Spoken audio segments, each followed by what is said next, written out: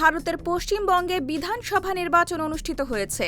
এ নির্বাচনে তৃণমূল কংগ্রেস ও বিজেপির মধ্যে হাড্ডাহাড্ডি লড়াই হয়েছে। এতে দ্বিতীয় ও শেষ দফার ভোটের রেকর্ড 92.5% ভোট পড়েছে। রাজ্যটির 294 আসনের মধ্যে 142টি আসনে ভোট গ্রহণ হয়েছে। প্রথম দফায় 152টি আসনে ভোট হয় এবং সেখানে ভোটের হার ছিল 92.88%। ইন্ডিয়ান এক্সপ্রেসের প্রতিবেদনে বলা হয়েছে, নির্বাচনের পর অনিয়মের অভিযোগে নির্বাচন কমিশন পশ্চিমবঙ্গের 2টি বিধানসভা কেন্দ্রে 15টি বুথে পুনঃভোটের নির্দেশ দিয়েছে। প্রধান নির্বাচন কমিশনার জ্ঞানেশ কুমার জানান, স্বাধীনতার পর এই প্রথম পশ্চিমবঙ্গে 2 দফাতেই সর্বোচ্চ ভোটদানের হার রেকর্ড হয়েছে।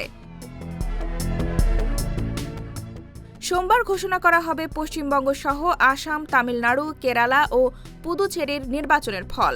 সকাল 8টা থেকে ভোট গণনা শুরু হবে। তবে ফলতা কেন্দ্রের ফল 24 মে প্রকাশ করা হবে, কারণ সেখানে পুনঃভোটের ঘোষণা দিয়েছে নির্বাচন কমিশন।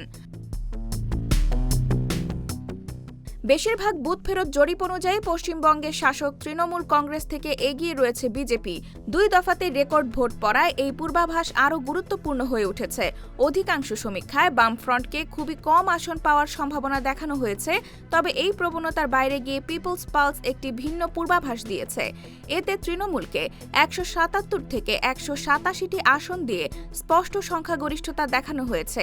সেখানে বিজেপি পেতে পারে 95 থেকে 110টি আসন, বামফ্রন্ট 1টি এবং কংগ্রেস 1 থেকে 3টি আসন। IBTV USA, new York.